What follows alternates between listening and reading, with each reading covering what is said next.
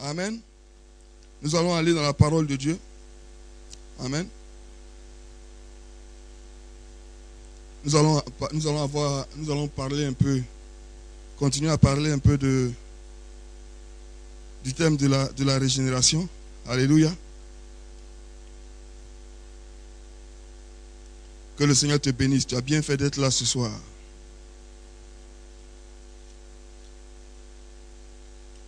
Une heure dans ces parvis vaut mieux que 10 000 ailleurs. La Bible dit 1000, non? Moi, elle dit 10 000. Alléluia. Gloire à Dieu.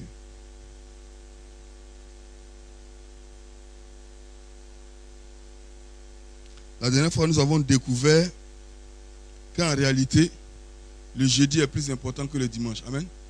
Vous vous souvenez? On a découvert la dernière fois que le jeudi est plus important que le dimanche. Ce n'est pas parce que c'est dimanche que c'est important. C'est ce qu'on peut obtenir. C'est ça qui est important. Amen. Et donc, si tu viens le dimanche que tu n'obtiens rien, que tout ce que tu as obtenu, c'est de nouveaux pas de danse, tu n'as pas obtenu grand-chose. Le jeudi, c'est bien parce que le jeudi, tu peux décortiquer ce qui est le plus important, c'est-à-dire la parole de Dieu. Et ce n'est pas moi qui le dis. Quand le Seigneur est rentré dans la maison de Marthe et de Marie, si vous vous souvenez, Marthe était en train de faire beaucoup de choses. Marthe courait de gauche à droite, en train d'être occupée. Et Marie est venue s'asseoir au pied du Seigneur. Et le Seigneur a dit à la fin que c'est Marie qui a choisi la bonne part. Il y a une partie qui ne peut pas être enlevée. C'est la parole de Dieu qui est plantée dans ton cœur. Sinon, le reste là, ça peut être enlevé. Ça ne va te servir à pas grand-chose. Et on va voir ça un peu tout à l'heure dans le passage qu'on va lire. Si tu as une Bible, viens avec moi dans le livre de Jean, l'évangile selon Jean au chapitre 3. Amen. L'évangile selon Jean au chapitre 3. On ne peut pas parler de régénération sans visiter Jean chapitre 3. C'est un passage capital sur le thème de la régénération. Si vous êtes un lecteur attentif de la Bible, vous savez déjà de quoi parle Jean chapitre 3. C'est une histoire très connue, très populaire. Jean chapitre 3, si tu es là, dis Amen. Je vais lire jusqu'au verset 13. Du verset 1 au verset 13. Mais il y eut un homme d'entre les pharisiens nommé Nicodème, un chef des Juifs, qui vint, lui, auprès de Jésus de nuit et lui dit, Rabbi, nous savons que tu es un docteur venu de Dieu, car personne ne peut faire ces miracles que tu fais si Dieu n'est avec lui. Jésus lui répondit, en vérité, je te le dis, si un homme ne naît de nouveau, il ne peut voir le royaume de Dieu. Nicodème lui dit, comment un homme peut-il naître quand il est vieux? Peut-il entrer dans le sein de sa mère et naître? Jésus répondit, en vérité, je te le dis, si un homme ne naît d'eau et d'esprit, il ne peut entrer dans le royaume de Dieu. Ce qui est né de la chair est chair, et ce qui est né de l'esprit est esprit. Ne t'étonne pas que je t'ai dit, il faut que vous naissiez de nouveau. Le vent souffle où il veut, et tu en entends le bruit, mais tu ne sais d'où il vient, ni où il va. Il en est ainsi de tout homme qui est né de l'esprit. Nicodème lui dit, comment cela peut-il se faire? Jésus lui répondit, tu es docteur, tu es le docteur d'Israël, et tu ne sais pas ces choses. En vérité, je te le dis, nous disons ce que nous savons, et nous rendons témoignage de ce que nous avons vu. Et vous ne recevez pas notre témoignage. Si vous ne croyez pas quand je vous ai parlé des choses terrestres, Comment croirez-vous quand je vous parlerai des choses célestes? Personne n'est monté au ciel si ce n'est celui qui est descendu du ciel, le Fils de l'homme qui est dans le ciel. Amen. Jésus est en train de rendre l'affaire compliquée pour Nicodème vers la fin. Hein? Alléluia. Waouh.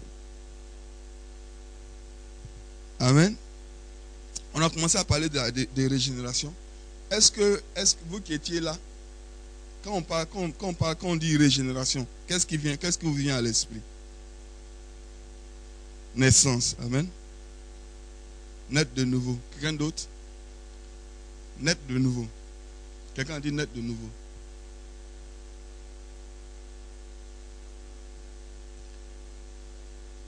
Revivre. Partir de la mort à la vie plutôt. Amen. Vivre. On a parlé du concept de résurrection aussi. Partir de la mort à la vie. Amen. La Bible dit celui qui a cru est passé de la mort à la vie. Alléluia. Autre chose quel passage, y a-t-il des passages dont vous vous souvenez, qu'on a mentionné, peut-être dans vos notes? Ou bien un passage qui vous a particulièrement marqué? Quel est le passage sur lequel on s'est appuyé tout le temps?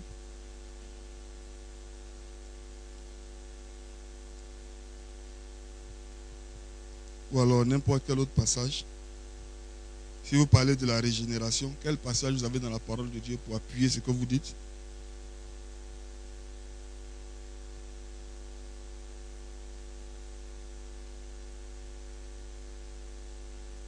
Ou bien dès qu'on est sorti de la salle, tout est parti.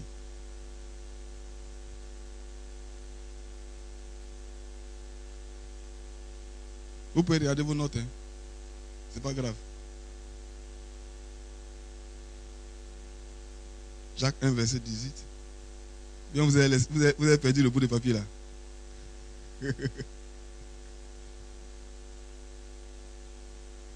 Jacques 1, 18 dit quoi? Il nous a engendrés selon sa volonté par la parole de vérité afin que nous soyons en quelque sorte les prémices de ces créatures. Il nous a engendrés, on a dit, ça veut dire quoi? Engendrer. Mettre au monde. Il nous a mis au monde. Qui nous a mis au monde? Dieu nous a mis au monde. Amen. Alléluia. Avec quel autre passage?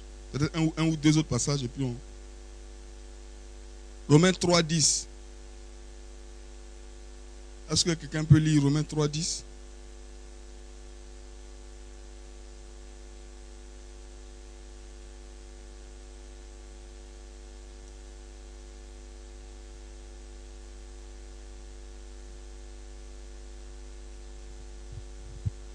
Romains chapitre 3, verset 10.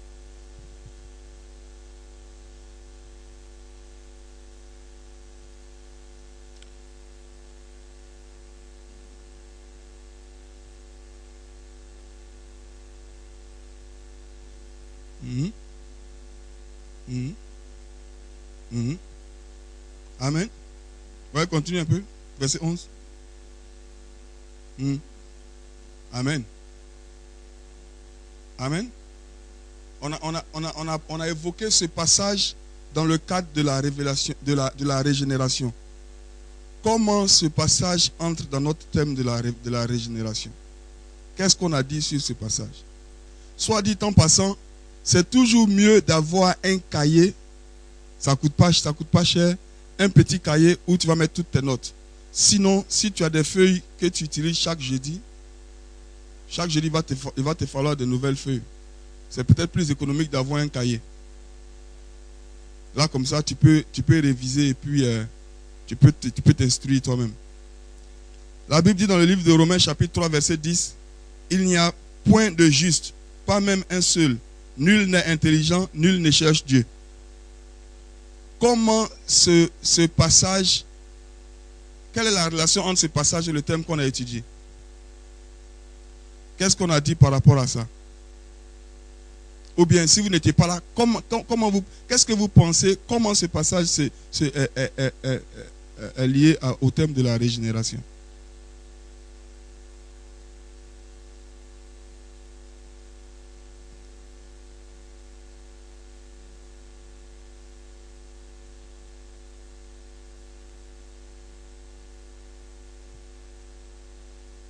Amen. Ok. L'homme est incapable de plaire à Dieu. Qu'est-ce que ça a à voir avec la régénération?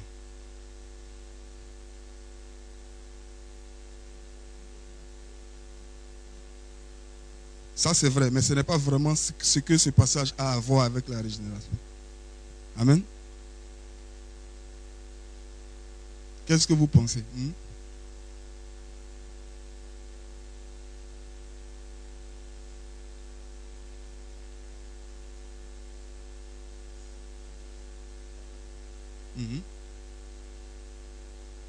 De régénération.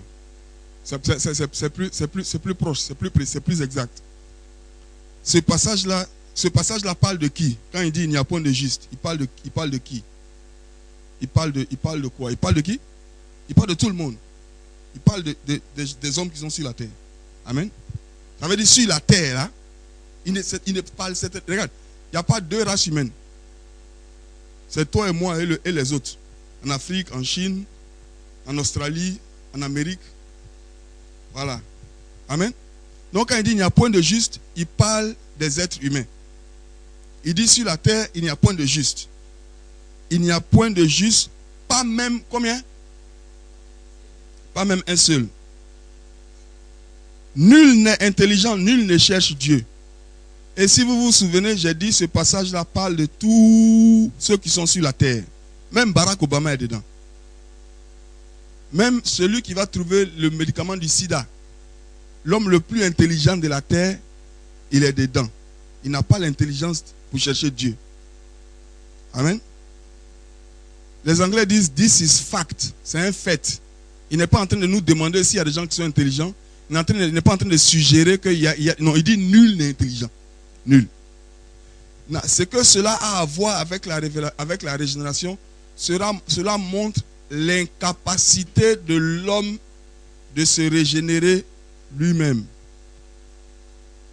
L'homme est incapable de se régénérer lui-même. En d'autres termes, si Dieu ne fait pas quelque chose à l'homme, l'homme n'est pas capable de chercher Dieu. Amen. Donc la régénération est de qui? Est de Dieu. Alléluia. Pourquoi c'est important? Pourquoi vous pensez que c'est important?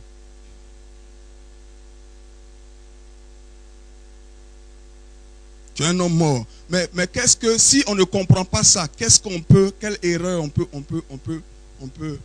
dans quelle erreur on peut tomber?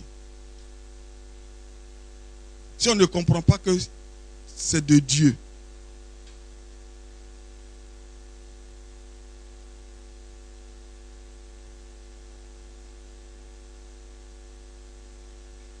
On peut penser qu'on est sauvé sans l'être. Et puis on peut penser que c'est nous-mêmes. C'est ce que ça veut dire. Ouais, nous-mêmes par notre... Est-ce que vous savez qu'il y a des gens qui pensent sans l'exprimer, ils pensent que Jésus n'est rien d'autre qu'une cerise sur le gâteau. C'est-à-dire qu'eux-mêmes, ils sont bons. Tout ce qui leur manque, c'est de venir à l'église.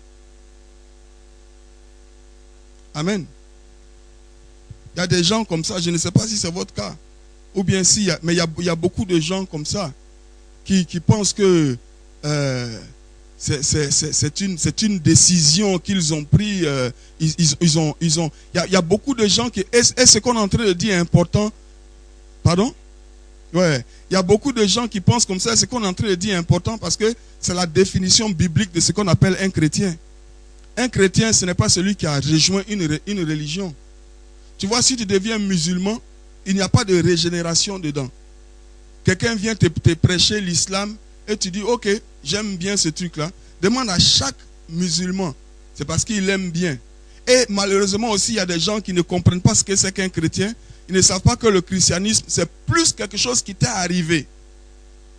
Ça ne veut pas dire que tu es totalement passif, mais c'est Dieu qui est à l'origine de la régénération. S'il n'y avait pas Dieu, tu ne serais pas devenu chrétien.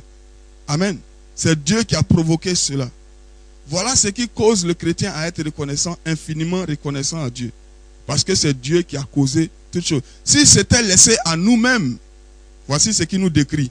Il n'y a point de juste, pas même un seul. Nul n'est intelligent, nul ne cherche Dieu. Ça, c'est nous. Amen. Donc, c'est très important de comprendre. Quel mot encore la Bible utilise pour décrire l'homme naturel, l'homme sans Dieu? Animal. Quel mot qui est encore plus déterminant par rapport au concept de la régénération? Pourquoi il a besoin de naître de nouveau? Parce qu'il est mort. Merci frère. Amen. Éphésiens chapitre combien? Chapitre 2. Tu dois connaître ça, ça parle de toi. Éphésiens chapitre 2. Vous étiez morts. Amen. Et ça doit être une réalité tellement vraie pour toi. Écoute, c'est une réalité spirituelle. Alléluia. Avant, tu étais un cadavre. Vous savez pourquoi les gens sont victimes des sorciers, que les gens tombent sur eux, ils font ce qu'ils veulent d'eux. Pourquoi? Parce qu'ils sont morts. Cadavre ne peut pas réagir, n'a pas de défense. Alléluia. Donc, sans Jésus, on était mort. C'est vrai qu'on marchait, on faisait ce qu'on était mort spirituellement, on était des cadavres. Amen. C'est ce que la parole de Dieu dit. Écoute, si tu es préoccupé par partager ta foi, il faut que tu comprennes l'état de la personne avec qui tu as partagé ta foi. Cette personne est non responsive. Elle ne peut pas répondre parce qu'elle est morte. À moins que Dieu ne fasse quelque chose qui va se connecter avec ce que tu vas dire. Quel est ce physicien ou ce médecin qui ne connaît pas l'état de son patient? Il faut que tu réalises que sans Jésus-Christ, tout homme est mort spirituellement. Il peut être l'homme le plus costaud, le plus grand, le plus riche, le plus célèbre, mais sans Jésus-Christ, il est quoi? Il est mort. Amen. Et donc, c'est très important. C'est parce qu'on est mort qu'on a besoin de renaître. On a besoin d'être ressuscité. On a vu beaucoup de passages à cet égard. Alléluia.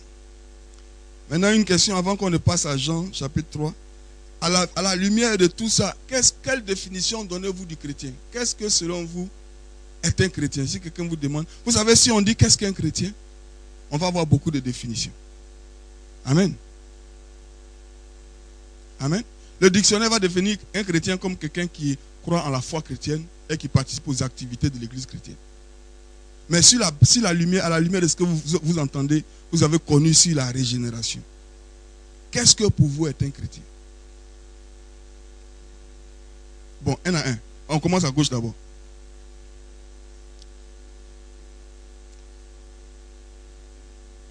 Régénéré par Dieu.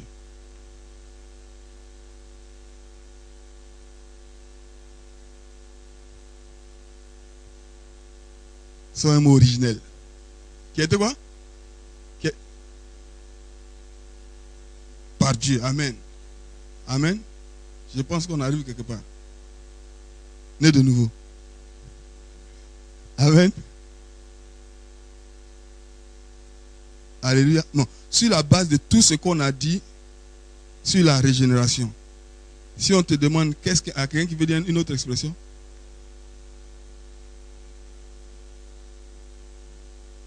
Celui qui vit avec l'Esprit de Dieu. Vous voyez, dans tout ce qu'on a dit, il faut que vous compreniez bien. La raison pour laquelle on insiste sur l'incapacité de l'homme, c'est pour mettre en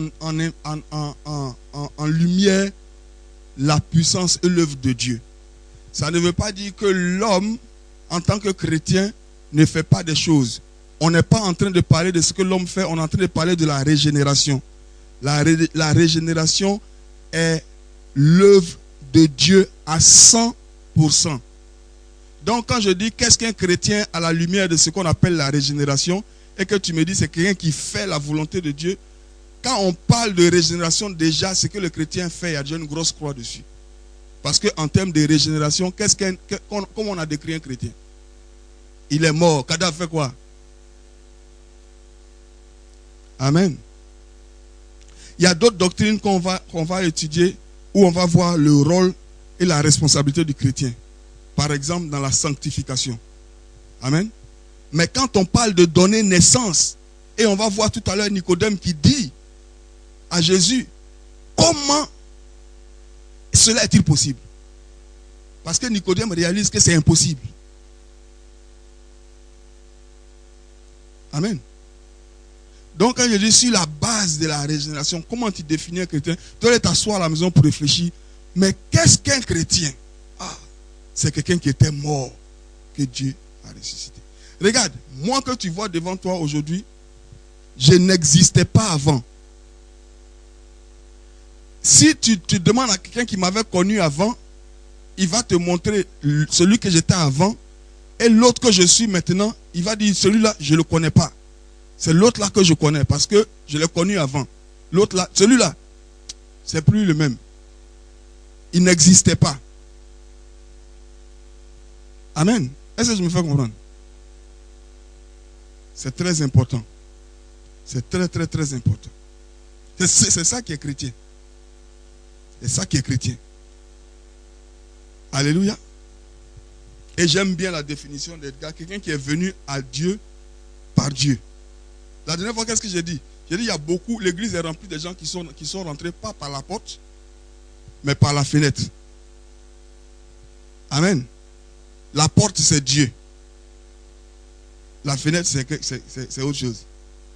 Amen.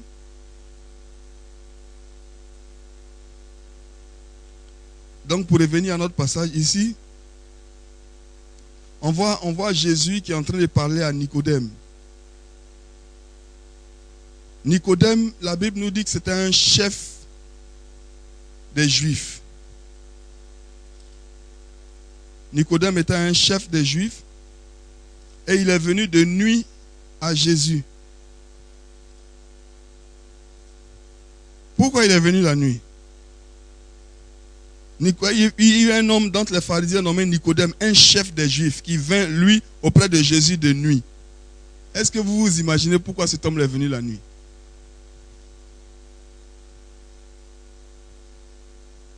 Ouais. Faut pas qu'on le voie. Amen. Voilà. Il faut pas qu'on le voie en compagnie de Jésus. Donc c'est mieux qu'il aille la nuit. Amen. Il a honte. Alléluia. Ouais, il a honte, mais il a un besoin. Son besoin est plus fort que la honte. Amen. La nuit, ses amis pharisiens sont en train de dormir. Lui, il s'en va chercher Jésus. Alléluia.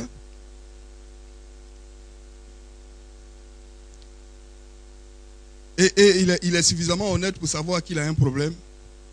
Et il faut qu'il trouve une solution à ce problème. Tu vois, Nicodème est un chef des Juifs, un chef religieux. Nicodème, si vous connaissez les pharisiens, c'est une secte, une élite religieuse chez les Juifs. Ce n'est pas n'importe qui est pharisien. Pour être pharisien, il faut avoir étudié pendant longtemps la parole de Dieu. Il faut avoir vécu d'une certaine façon. Il faut avoir mis en pratique beaucoup de principes de la loi.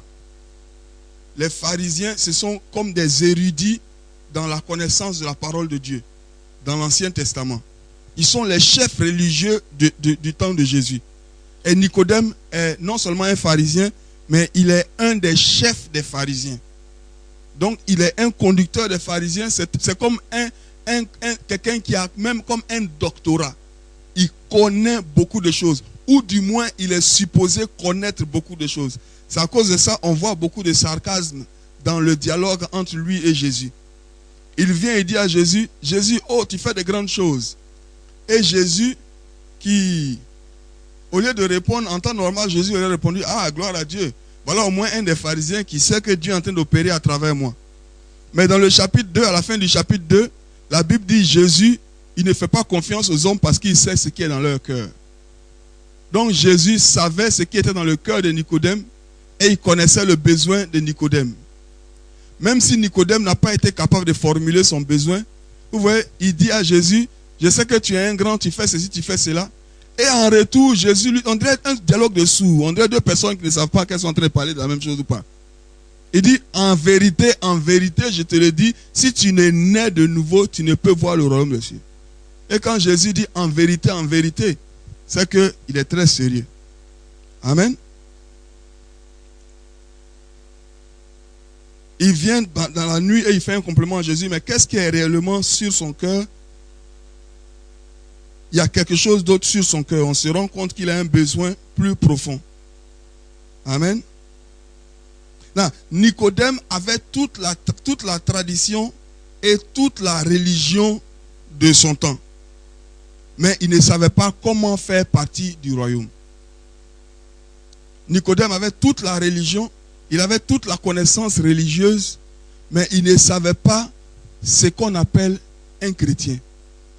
Il ne savait pas ce qu'on appelle quelqu'un qui cherche Dieu. Il ne savait pas ce qu'on appelle quelqu'un qui marche avec Dieu. Amen. Et cela est important parce que ça nous dit quoi? Ça nous dit qu'il est possible aujourd'hui de connaître tout ce qui est autour de Dieu, mais sans avoir une relation intime, personnelle avec Dieu. Il est possible de connaître tout ce qui est dans la maison de Dieu, de marcher avec ceux qui ont une relation avec Dieu, de marcher avec des chrétiens, de connaître tout le langage, tout le vocabulaire, toute la disposition extérieure, mais ne pas avoir une relation personnelle, intime avec Dieu. Ne pas être né de nouveau. Et c'est la réalité aujourd'hui. Beaucoup de gens sont dans l'église, mais qui se contentent. Et le diable a créé une religion qui est telle que la chose la plus importante manque. Tu vois, le diable est très subtil. Si le diable peut sacrifier tout le reste pour t'arracher la chose la plus importante, il va tout faire pour t'arracher la chose la plus importante et te donner le sentiment que tout le reste te suffit. C'est pourquoi il y a des gens qui sont dans l'église, mais en fait, tout ce qu'ils font, ils l'utilisent pour cacher une soif qui est encore plus profonde. Et c'est ça la chose la plus importante. C'est là la chose qui est notre assurance. Tu vois, si tu as ça, le reste devient secondaire. Si tu as ça, tu ne vas pas te définir par le fait que c'est toi qui prépares quand il y a la fête des femmes. Tu vas plutôt dire que c'est parce que j'ai ça que je fais le reste. Est-ce qu'on se comprend? Amen.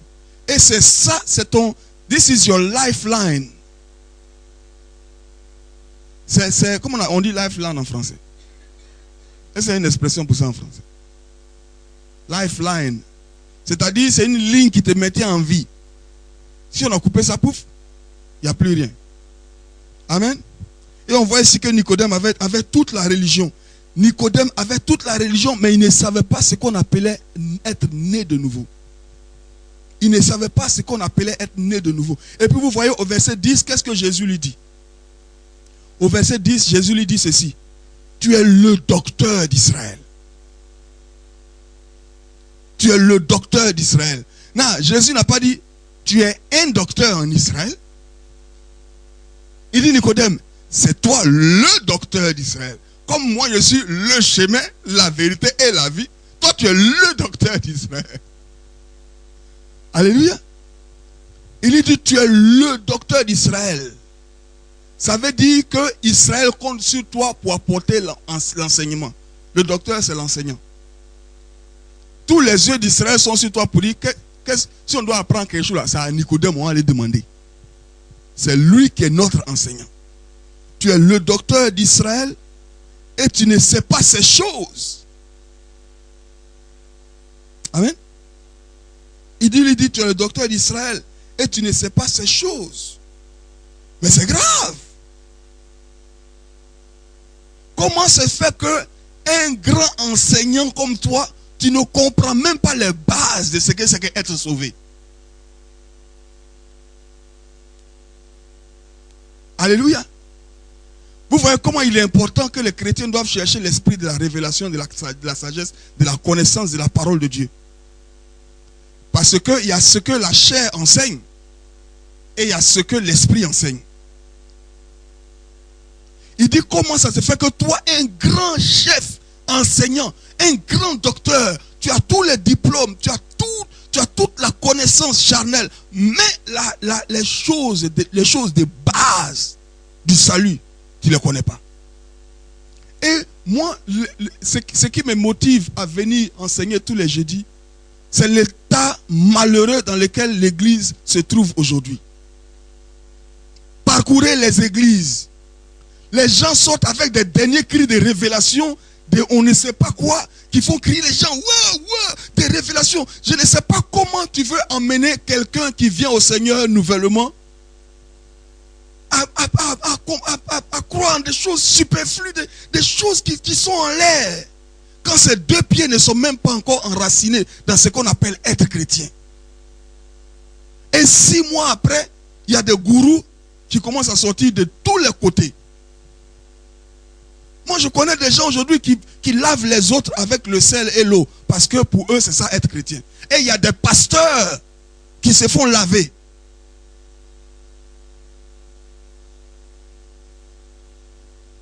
Tu n'as pas compris la partie là? Non. Il dit lui, la révélation que lui il a là, c'est que les gens doivent se laver avec le sel. Ah. Amen. Si tu es arrivé là-bas, là, tu sais pourquoi tu t'es envolé pour arriver là-bas? Parce que tu n'es pas enraciné. Parce que tu n'es pas enraciné. Il y a une soeur avec qui je parlais aujourd'hui au téléphone quand je revenais du travail. Et je lui disais, mais tu vas à quelle église? Elle dit, non, je n'ai pas encore trouvé d'église. Elle dit, j'allais dans une église là, j'ai fait 2 ou 3 séances là-bas. C'est malheureux. Je ne vais pas dire le nom de l'église parce que c'est une grande église qui est populaire. Elle dit, c'est malheureux. Elle dit, je ne veux même plus me faire appeler chrétienne. J'ai dit, je suis enfant de Dieu. Et on a vu la dernière fois, être enfant de Dieu, ça veut dire né de Dieu. Né de Dieu. Amen. Elle dit parce que tu vas, il y a des choses qui n'ont rien à voir avec le christianisme. Prenez le temps souvent de lire les actes des apôtres. C'est là que vous voyez le christianisme. Bon, laissez-moi vous dire quelque chose. Si tu veux savoir si quelque chose est original, à quoi tu vas comparer ça? Tu vas comparer ça à son original, non? Oui. Donc si tu veux voir si le christianisme qu'on voit aujourd'hui là est authentique, va dans la parole de Dieu, là où le christianisme a commencé, dans la parole de Dieu. Et tu vas voir aujourd'hui si le christianisme qu'on voit partout là, les messages qu'on entend partout là, les acrobaties qu'on fait partout là, est-ce que ça est dans le livre des actes des apôtres? Et tu vas regarder, tu vas dire, est-ce que ça c'est du christianisme? Ou bien ils ont créé une nouvelle chose? Amen. Voici un grand enseignant d'Israël, avec un article défini. Tu es le docteur d'Israël, mais qui ne comprend pas les choses de base du salut. Il est comme le reste de ses amis. Il est un aveugle qui conduit des aveugles et tout le monde s'en va se jeter où? Dans le trou. Amen. Il est ignorant. Il est ignorant. Et Jésus lui dit, écoute, ton ignorance est inexcusable. Ton ignorance est inexcusable. Comment toi, un enseignant, tu ne connais pas ces choses? Tu ne comprends même pas ces choses. Et Jésus lui dit, laisse-moi te montrer comment on entre dans le royaume.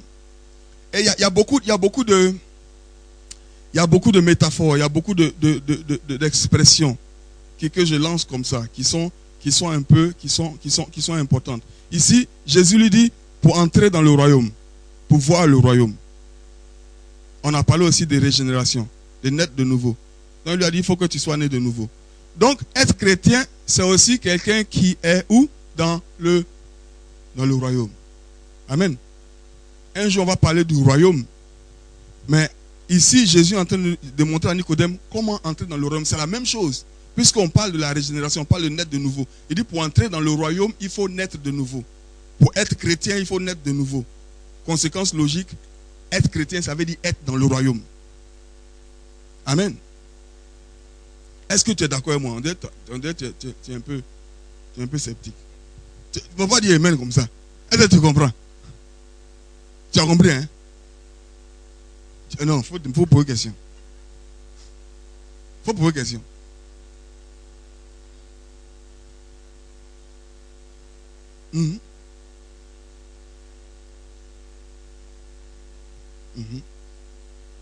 Amen. Amen. Ici, Jésus est en train de lui dire, tu ne comprends pas ces choses. Si quelqu'un est né de nouveau, il ne peut voir le royaume des cieux. Alléluia. Et le mot qu'il utilise ici, le mot grec qu'il utilise ici pour dire naître de nouveau, c'est un mot qui signifie être né d'en haut. Être né de Dieu. On s'est longtemps attardé sur ça la dernière fois. Être né de Dieu. C'est très important. Miles Monroe a beaucoup enseigné sur le concept de royaume et le concept de citoyenneté. Amen. Et la Bible est explicite, la Bible est claire pour dire que nous sommes des citoyens d'où? Nous sommes des citoyens du ciel. Je ne sais pas si tu réalises que tu es plus chrétien que congolais. Parce que ta nationalité congolaise ne va t'amener nulle part. Tant que tu n'as pas réalisé ces choses, tu ne peux pas être un chrétien effectif et tu ne peux pas être un congolais effectif. Tu es au milieu. Mieux vaut choisir ton camp et être le plus effectif possible. Voilà la chose qui retarde aussi beaucoup de chrétiens parce qu'ils n'ont aucune idée du fait qu'ils appartiennent à un royaume. Si moi j'appartiens à un royaume, il faut que je comprenne comment ce royaume marche, comment il fonctionne, pour que moi aussi je sois effectif dans mon royaume.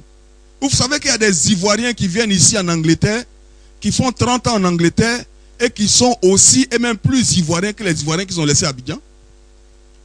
Leur seule chance, c'est qu'ils sont arrivés dans un pays où les choses sont tellement organisées que tu peux avoir des miettes. S'il y avait un cafouillage ici, comme il y a un cafouillage en Côte d'Ivoire, les gens allaient souffrir dans la rue, ils allaient mais c'est parce que les Blancs, ils sont bien organisés leur pays, qu'il y en a suffisamment pour aider un peu les autres, qu'il y en a qui peuvent profiter. Ils vivent en Angleterre et ils n'ont rien à voir avec l'Angleterre. Ils roulent à gauche parce qu'ils sont forcés de rouler à gauche. Si c'était eux seulement, ils allaient rouler à droite, comme en Côte d'Ivoire. Amen. Et c'est comme ça aussi que beaucoup de chrétiens vivent. Ils sont dans le royaume, mais ils ne savent même pas qu'ils sont membres d'un royaume. Ils n'ont aucune idée de ce qu'on appelle le royaume, comment ça fonctionne. Ah, donc toi, tu fais comment? Nous sommes dans un royaume et chaque royaume a ses règles. Chaque royaume a sa façon de faire. Donc tu as des chrétiens qui sont chrétiens, mais qui opèrent selon le royaume de Satan. Bon, quand tu opères selon le royaume de Satan, tu gagnes les fruits de quoi? Mais et puis tu es étonné. Amen. On va parler du royaume un jour. Alléluia. Non, il y a des chrétiens authentiques, mais qui par ignorance, il y a beaucoup de chrétiens qui opèrent dans l'amertume. Ils sont chrétiens, ils sont nés de nouveau. Ils sont chrétiens authentiques, mais ils opèrent dans l'amertume. Ils opèrent dans palabre. Il y a un chrétien à qui tu lui parles, il ne te parle sans. Parce que dans sa façon de concevoir les choses, quelqu'un ne peut pas lui parler mal. Mais c'est un chrétien. Il n'y a pas d'amour dans sa vie. Il y a jalousie. Il y a des chrétiens qui sont jaloux. Ça, c'est opéré selon un royaume qui n'est pas le royaume de Dieu. Dans le royaume de Dieu, ça, on ne peut. Il y a des chrétiens pour qui il peut donner là. Et puis tu vas recevoir là. Ils ne croient pas. Oui. Il y a des chrétiens pour qui ça n'a pas de sens. Ils ne marchent pas comme ça. Il y a des chrétiens qui ne marchent pas selon la foi. Voilà, eux ne fonctionnent pas comme ça. Ce n'est pas leur mode de fonctionnement. Amen. Non, quand il dit il fonctionne selon le royaume des ténèbres, il ne faut pas trop voir ça en sorcellerie, en tuer les gens. Non, non, non, non. C'est comment tu fonctionnes, comment tu raisonnes, comment tu fonctionnes. Humilie-toi sous la main puissante de Dieu et lui-même il va t'élever au temps opportun. Ça, c'est un principe du royaume. C'est un principe du royaume. Amen. Donc le royaume a ses principes. Mais il y en a qui ne comprennent pas ça. Et voilà Nicodème. Il est arrivé et Jésus lui dit, toi tu es enseignant d'Israël, tu es le docteur d'Israël, mais tu ne connais même pas les bases du royaume. On a vu ici que le mot anothénine en grec, again, de nouveau, c'est le mot qui vient d'en haut, naître d'en haut, naître de Dieu. Alléluia. Au verset 6, qu'est-ce qu'il dit? Au verset 6, qu'est-ce qu'il dit?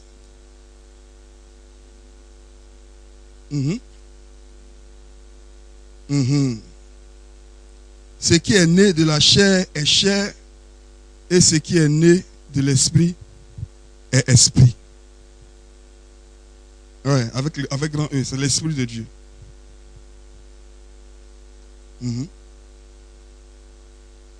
Amen. Ce qui est né de l'esprit. L'esprit avec grand E, c'est l'esprit de Dieu. Et si tu vois esprit dans la Bible avec grand E, c'est l'esprit de Dieu. Donc, être régénéré, ça veut dire être né de quoi? De qui? Du Saint-Esprit. Être né de l'Esprit de Dieu. Amen. Avoir l'Esprit de Dieu. Et esprit, petit E, c'est l'homme. Amen. Amen. L'homme est esprit. Il n'est pas juste chair.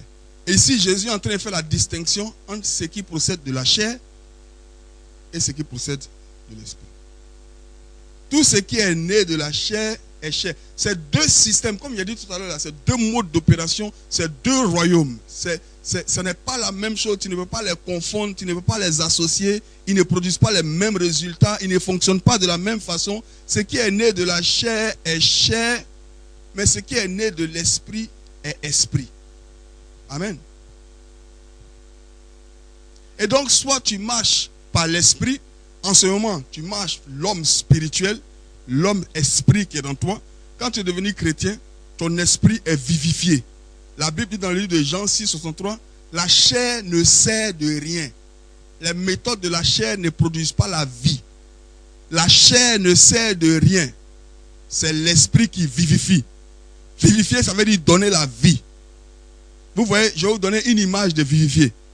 Quand quelqu'un est mort là, et puis on prend les trucs pour les électrocuter pour qu'il se réveille là. Il est couché, puis on met ça dessus. Et puis son corps saute comme ça. On nous fait 2 fois, 3 fois. Et puis, il prend vie. Amen. Je suis allé une fois à l'hôpital. Et j'étais là aux urgences. Et les gens passent, les accidentés, on envoie. On essaie. Boum, oh, reculez. Amen. Boum, boum, boum, boum, boum, boum. Quand ça ne va pas, tout de suite, à l'hôpital, ils sont tellement habitués à ça. On envoie un petit cercueil. On le met dedans. On le met dans notre. Au prochain. Quand il se réveille, on le prend, on le met sur un lit, on le met dans une chambre pour continuer le travail. Amen. Donne la vie. C'est l'esprit qui vivifie. Donc, quand l'esprit de Dieu a donné vie à l'esprit de l'homme mort, cet esprit devient vivant. Amen. Et il est capable d'opérer par l'esprit. Alléluia. Là, il y a le potentiel, la capacité d'opérer par l'esprit en chacun de nous. Tu ne peux pas chasser un démon par la chair. C'est une opération spirituelle. Tu as déjà vu démon?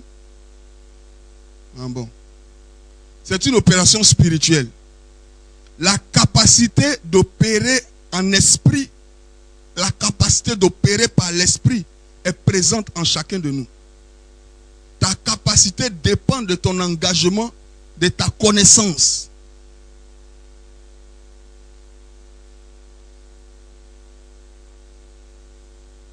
Oui, la chair, si tu veux, comment faire? Est-ce que quelqu'un veut contribuer? Comment faire la distinction entre la chair et l'esprit. L'esprit, c'est ce que tu ne vois pas. C'est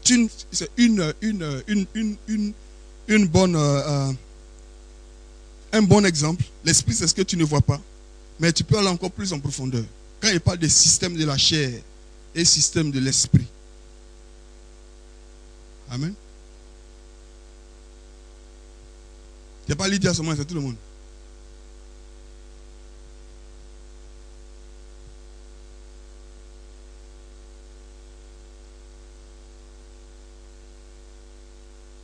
Tes propres pensées. Amen. Tu sais, quand la Bible parle de la chair, quand la Bible parle de la chair, la Bible parle de toute forme de fonctionnement ou d'opération dans lequel Dieu n'est pas. C'est charnel. Amen. Si Dieu n'est pas dedans, c'est charnel. Alléluia. Et regardez, la Bible dit quand avant on ne connaissait pas le Seigneur, on était conduit par la chair. C'est-à-dire, la chair là, la seule personne qui veut satisfaire, c'est la chair. Dans toutes ses formes. Dans les formes qu'on voit et aussi dans les formes qu'on ne voit pas. Dans les formes qu'on voit comment? Dans la personne qu'on est. Mais aussi dans les formes qu'on ne voit pas. Dans notre orgueil. Et dans notre convoitise. La chair s'exprime dans les choses qu'on ne voit pas. Dans les pensées du cœur qui s'élèvent au-dessus de la connaissance de Christ. Dans les pensées du cœur qui renient Dieu. Ce sont les choses de la chair. Les façons d'opérer qui renient Dieu. Il y a une jeune fille de l'église qui est venue me dire qu'elle a rencontré une dame qui lui dit: toi, d'où tu sors tes pensées? Comment tu penses dans ta tête là? Si tu ne couches pas avec le gars, comment tu peux le satisfaire au point où il va te marier? Amen. Voilà sa façon de voir. Ça, c'est sa conception. Et l'autre jeune fille qui lui dit: non, moi je ne vois pas les choses comme ça. Moi, pour moi, s'il est vraiment chaud, il va m'attendre. Tu vois, deux façons d'opérer qui sont totalement différentes. Une glorifie la chair, l'autre glorifie Dieu. Amen. Donc la chair, même si ça connaît papier, c'est élaboré. Tu vois, l'université, quand on va là, on apprend beaucoup de bonnes choses. Mais toutes ces choses sont charnelles. On a besoin de ces choses pour développer notre capacité à réfléchir. Mais ça ne veut pas dire que ces choses ne sont pas charnelles. Ces choses sont charnelles. Amen. Mais comme nous avons l'Esprit de Dieu, nous sommes capables de discerner et d'utiliser notre entendement pour glorifier Dieu. Glorifier Dieu dans votre pensée et aussi dans votre corps. Amen. Quelle université tu vas et puis matin on dit Jésus-Christ est Seigneur avant de commencer le cours.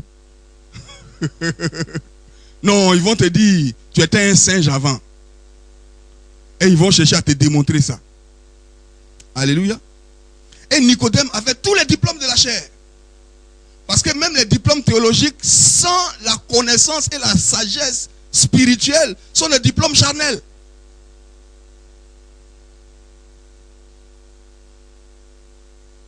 Amen.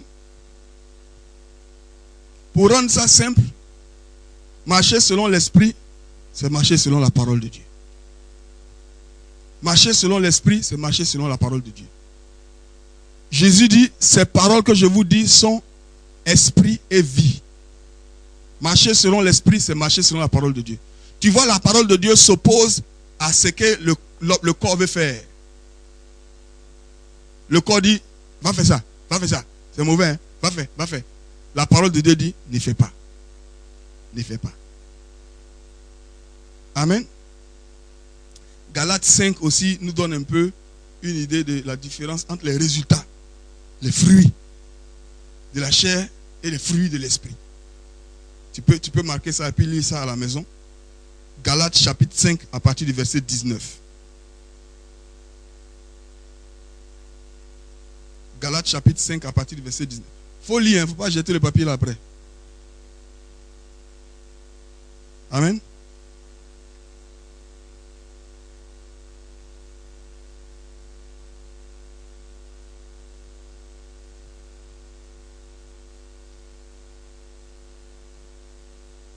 Alléluia. Ici donc on voit Nicodème demander à Jésus, mais comment cela est-il possible? Comment cela est-il possible? Il dit au verset 4, comment un homme peut-il naître quand il est vieux? Peut-il rentrer dans le sein de sa mère et naître? Je ne sais pas si vous réalisez qu'il y a beaucoup de gens qui sont dans l'église, ils ne sont pas nés de nouveau. Si tu dis ça à un chrétien aujourd'hui, il va te demander, comment il doit naître encore? Nicodème dit, mais comment, qu'est-ce que tu racontes? C'est impossible. Mais tu sais, Nicodème, il est à la fois, on dit sarcastique en français aussi. Il est à la fois sarcastique, mais il comprend aussi l'analogie, il comprend exactement l'analogie de la régénération. La dernière fois, on s'est attardé sur le thème analogie. On a dit que c'est un exemple que Jésus prend. Un exemple qu'on connaît pour expliquer quelque chose qu'on ne connaît pas. Il compare deux choses. Voilà, le parabole aussi, il y a beaucoup de métaphores, beaucoup d'analogies dedans. Mais la parabole aussi, c'est un style comme ça. Donc, il compare deux choses pour montrer ce qui les lie, ce qui les rend semblables. Et on a parlé de la régénération comme la naissance. Amen. Nous tous, on connaît la naissance, qu'on soit papa ou maman. Et on a dit la dernière fois, quel rôle le bébé qui va naître joue dans la naissance? Il n'a absolument aucune responsabilité. En fait, si la mère refuse de pousser, il ne sort pas. Depuis la conception, depuis avant la conception, jusqu'à ce qu'il sorte, il n'a aucune responsabilité. Il ne fait rien. Il ne prend pas sa main pour faire comme ça, même pour nager. Non. Il faut qu'on le pousse pour qu'il sorte. Et la dernière fois, j'ai dit, il n'y a pas un bébé qui est parti faire asseoir un jour ses parents. Pour dire, papa, maman, depuis que moi je vais être né là, vous êtes en train de faire quoi? En train de regarder la télévision. Ce petit bébé là, lui, il est trop dangereux. Kirikou, non? Alléluia. Mais Nicodème comprend. Il dit, mais Jésus, comment cela est-il possible? Ça, dans la compréhension humaine, ce que tu es en train de dire là, c'est impossible. Tu vois, Nicodème raisonne par rapport à la chair. Nicodème dit, c'est impossible. Ce que tu dis là, c'est impossible. Et il veut mettre Jésus devant le fait accompli. Il veut dire Jésus, à la limite, il dit à Jésus, mais tu racontes des histoires. Comment un vieux comme moi, je peux encore aller naître? De quoi tu parles? Amen. Nicodème est en train de dire, non, je ne peux pas faire ça. Et Nicodème a raison. Il ne peut pas. Il n'y a aucune contribution de Nicodème dans cette affaire de naître de nouveau. Quel que soit ton niveau d'études, tu ne peux pas te naître de nouveau toi-même. Quel que soit ton bagage intérieur, quelle que soit ta beauté, quelle que soit ta bonne conduite, tu n'as jamais volé 5 francs, tu n'as jamais cherché la femme de quelqu'un, tu n'as jamais menti. Mon frère, ça ne fera jamais de toi quelqu'un qui est né de nouveau. À moins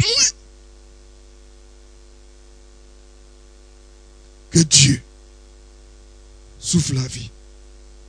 Amen. Amen. Nicodème le prend de façon littérale. Il dit, mais comment tu t'imagines que je puisse entrer dans le sein de ma mère et naître de nouveau? Jésus dit, mais si on parlait des choses de la chair, là au moins ce que tu disais là, ça avait un peu de sens. Mais écoute, il y a un grand mur de séparation. Il y a une grande distinction entre ce qui est de la chair et ce qui est de l'esprit. Amen.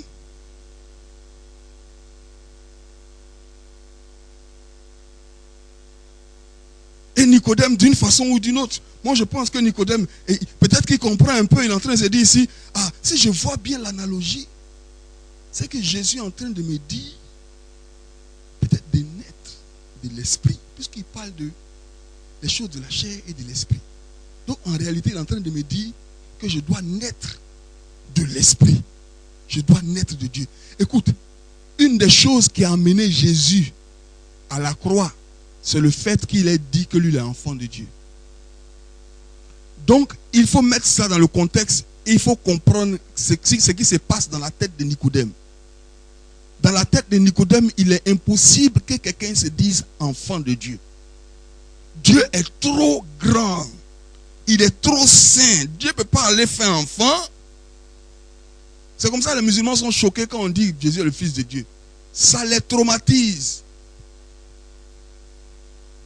Donc quand Jésus parle de naître de Dieu, mais il est en train de faire il est en train de mélanger la tête de Nicodème. Amen. Et effectivement, Nicodème, tu ne peux pas le faire. Il faut naître de Dieu par la puissance du Saint-Esprit. Et Jésus non seulement présente à Nicodème l'incapacité de le faire par lui-même, mais en même temps, il montre à Nicodème que cela est nécessaire. En fait, il dit à Nicodème, c'est la condition sine qua non. Vous avez entendu cette expression en français? La condition sine qua non. La condition sans laquelle tu ne peux pas. La seule condition pour entrer dans le royaume.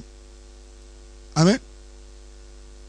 La seule condition pour entrer dans le royaume. Regarde ce qu'il dit au verset 7. Il dit quoi? Ne t'étonne pas que je t'ai dit, il faut que vous naissiez de nouveau. Amen.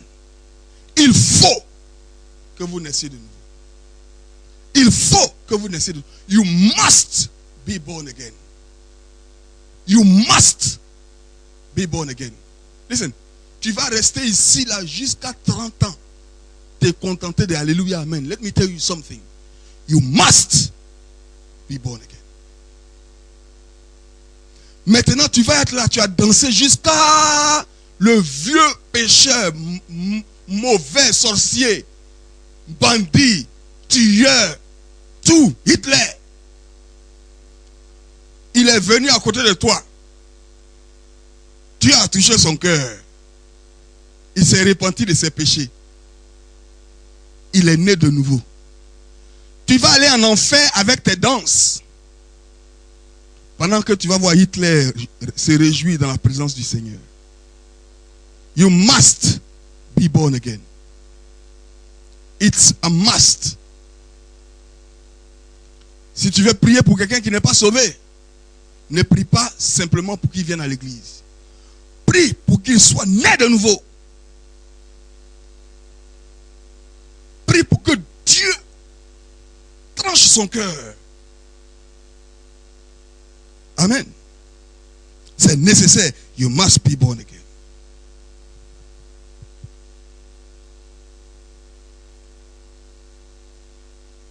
Et Nicodème était, comme on l'a dit, un enseignant.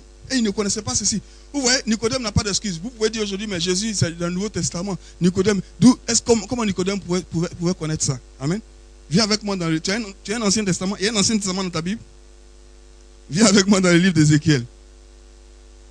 Ah, c'est important parce qu'au moment où Jésus parle à Nicodème, il n'y a pas de Nouveau Testament encore. Les deux résonnent sur la base de l'Ancien Testament. Les deux résonnent sur la base de la Torah.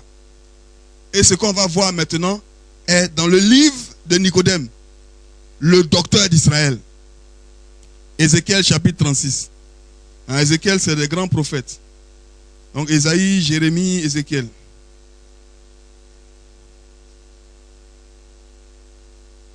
Ézéchiel chapitre 36.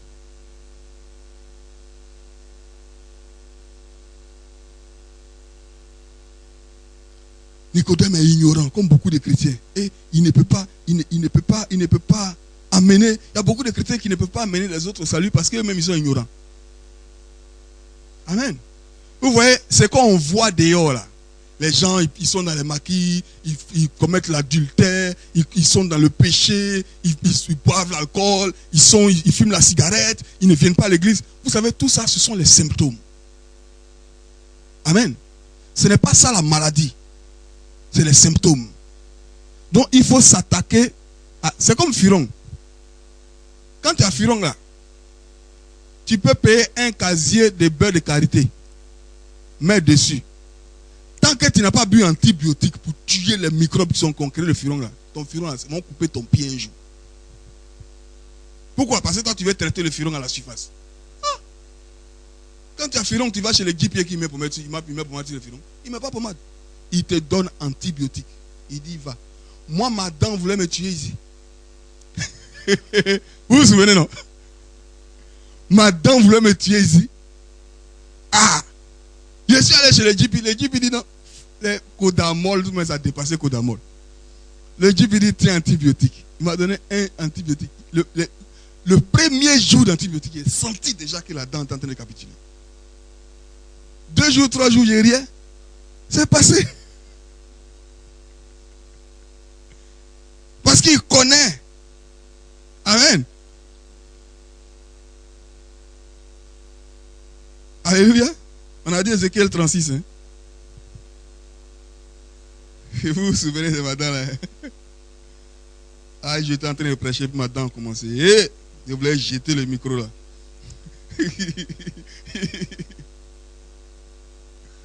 Ézéchiel 36, on va lire à partir du verset 26.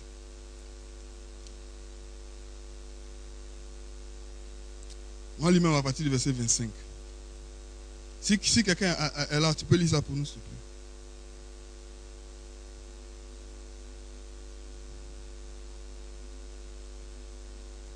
Mhm. Mhm. Mhm. Mhm. Mhm. Mhm. Lis 27 aussi. Mhm. Mhm. Amen. Ça, c'est une promesse de Dieu dans l'Ancien Testament. Ça, c'est la régénération. Il dit quoi? Il dit, je répandrai sur vous une eau pure et vous serez purifiés. Amen. Pas l'eau que vous gardez dans les vases de la purification que Jésus a transformé en vin. Une fois, j'ai parlé de pourquoi Jésus a transformé l'eau en vin. L'eau là est ineffective. Jésus est en train de montrer qu'on n'a pas besoin d'eau. On a besoin de vin. On a besoin de vie. On n'a pas besoin de mort. Il dit, je répandrai sur vous une eau pure et vous serez purifiés. Je vous purifierai de toutes vos souillures et de toutes vos idoles. Et je ferai quoi? Verset 26. Je vous donnerai un cœur nouveau. Quelqu'un dit un cœur nouveau.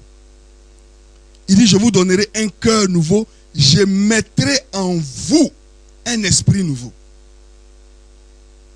J'ôterai de votre corps le cœur de pierre, le cœur dur. Tu n'as pas remarqué quand tu deviens chrétien, ton cœur n'est plus dur. Ou bien ton cœur, tu dis. Ton cœur n'est plus dur comme avant. Là. C'est un peu dur, mais ce n'est pas trop dur.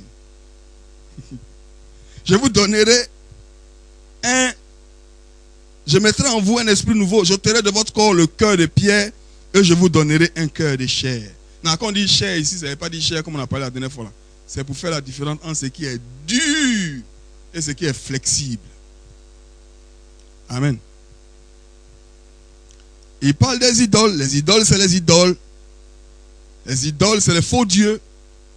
Les idoles, c'est ce qu'on adore. Et il y a eux, ils avaient des idoles avant. Mais on continue d'avoir toujours des idoles. Les idoles de nos cœurs, des choses qu'on adore, les choses auxquelles on accorde notre attention. Les choses pour lesquelles on est assis dans l'église souvent. Et on commence à faire du mariage une idole. Écoute, Dieu t'a sauvé à cause de Dieu. Que tu meurs célibataire ou pas, Dieu est toujours Dieu.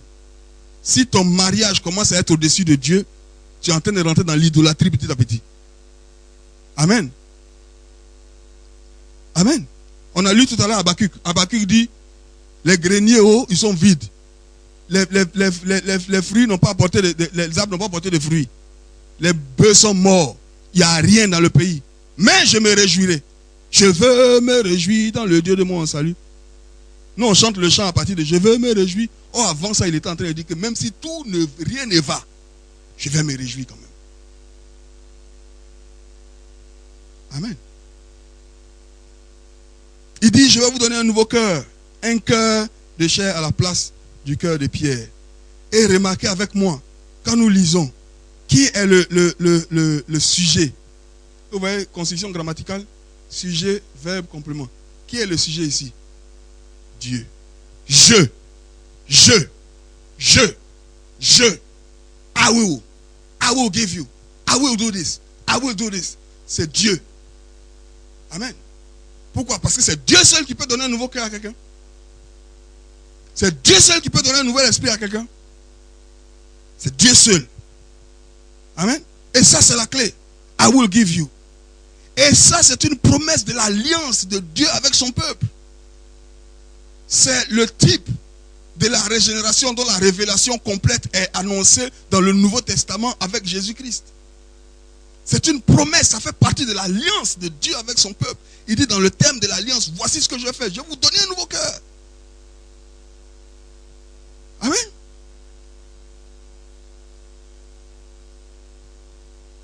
Jérémie chapitre 24. Jérémie chapitre 24, avant Ézéchiel.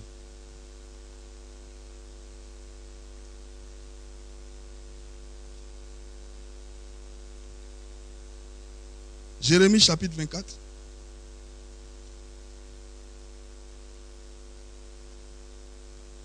Jeremiah 24.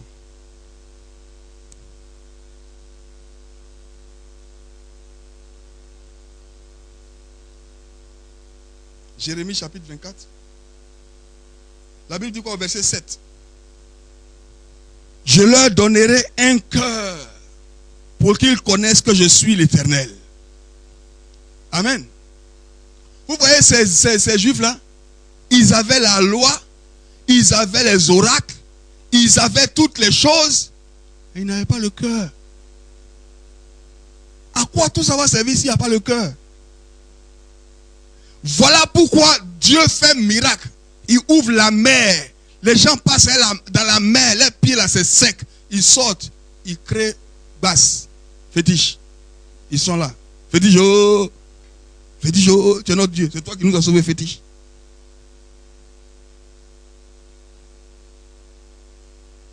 Amen. Ils avaient tout. Il leur manquait le cœur. Dieu dit, je vais vous donner le cœur. Alléluia. Et c'est le miroir, si vous voulez, c'est le type de la régénération. Amen. Donc Nicodème qui est supposé connaître la loi, la parole de Dieu. Vous connaissez les musulmans, les petits musulmans qui récitent le Coran, non?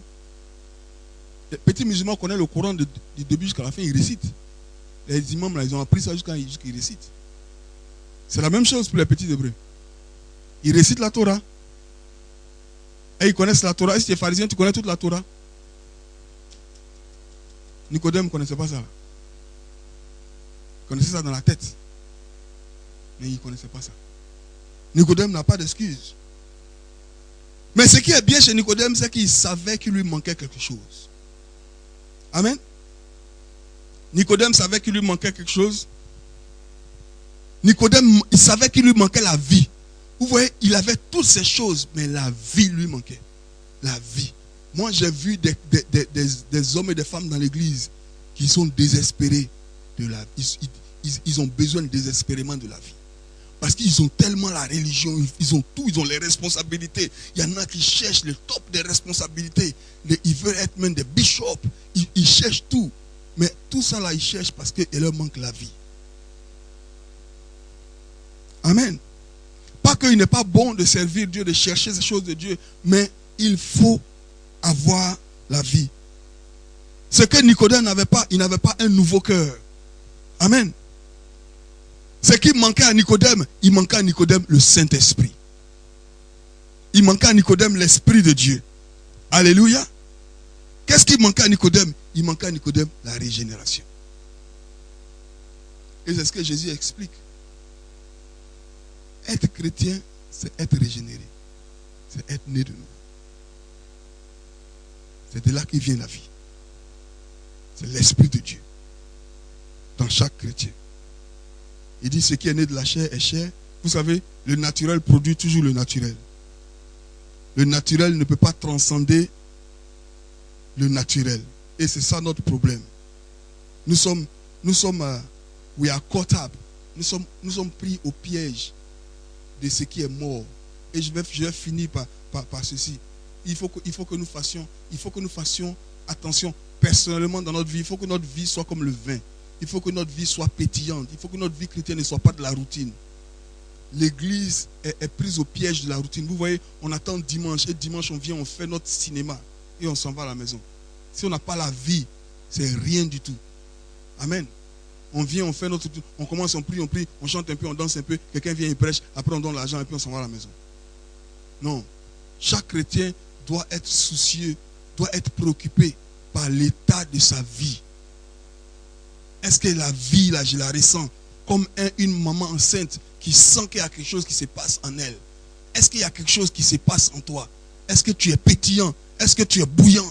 Si tu n'as pas ça, si ça commence à mourir, écoute, ne laisse pas la routine, ne laisse pas les préoccupations venir te donner l'illusion que quelque chose va bien. Non, il faut te mettre à genoux, rentrer en toi-même et dire: Seigneur, fais quelque chose, envoie du vin, laisse-moi être pétillant encore, mets la vie encore. Il ne faut pas que... Regardez, on peut être des milliers et être dans la mort. Amen. La mort de la religion. Alléluia. Est-ce que quelqu'un a reçu quelque chose ce soir? Nous allons baisser nos têtes, nous allons prier. Éternel notre Dieu, notre Père, tu es le Dieu de la vie. Tu es celui qui donne la vie aux morts. Et Seigneur, nous savons que ce soir tu es présent parmi nous pour apporter la vie et la porter en abondance. Nous te rendons grâce pour les paroles qui ont été prêchées et enseignées ce soir, qui sortent de la parole de Dieu. Nous mettons, Seigneur, notre foi sur toi, par la vertu du Saint-Esprit, afin que ces paroles soient entourées de l'onction de Dieu et qu'elles produisent du fruit dans nos vies, qu'elles produisent la transformation dans le nom de Jésus. Esprit de Dieu, encore une fois, nous prions au nom de Jésus, afin que tu apportes la révélation, que tu illumines les yeux de nos cœurs, afin que nous puissions saisir, recevoir ce que tu dis ce soir à l'église. Père, apporte la vie. Partout où il y a la mort, souffle un souffle de vie. Partout où il y a des ossements desséchés ce soir, Seigneur, souffle un souffle de vie. Et que, Seigneur, la mort dégage et que la vie reprenne. Dans tout ce qui est mort ce soir, Seigneur, nous déclarons la vie au nom de Jésus. Nous ne voulons pas marcher, Seigneur, dans la religion. Nous ne voulons pas marcher dans la routine. Mais nous voulons marcher dans la fraîcheur d'une relation, Seigneur, vivante et intime avec Dieu, tous les jours, par le Saint-Esprit. Merci parce que tu es un Dieu vivant. Merci, Seigneur, parce que tu nous remplis de vie ce soir. Dans le nom précieux de Jésus-Christ de Nazareth. Père, nous nous recommandons à toi pour le reste de cette soirée. Nous prions pour tous nos bien-aimés qui ne sont pas ici. Daigne les visiter, les bénir, dans le nom de Jésus. Amen. Que le Seigneur vous bénisse.